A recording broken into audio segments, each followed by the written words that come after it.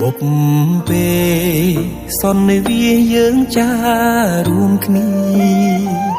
បងនឹងពុំងាបានស្គាល់គ្នាជានិស័យរងចាំសែនយូរគូព្រេងនៅក្នុងក្តីស្រមៃបេះដូងគួចស្នេហ៍ចរណៃគឺជានិស័យបពេបានចាភក្ត្រាស្រទន់មានមុនសំដំ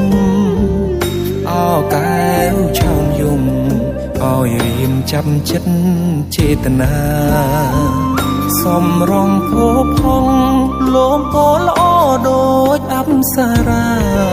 ប្របីស្មាកូនទេវតាឲ្យបងស្នេហាដកចិត្តមិនរួច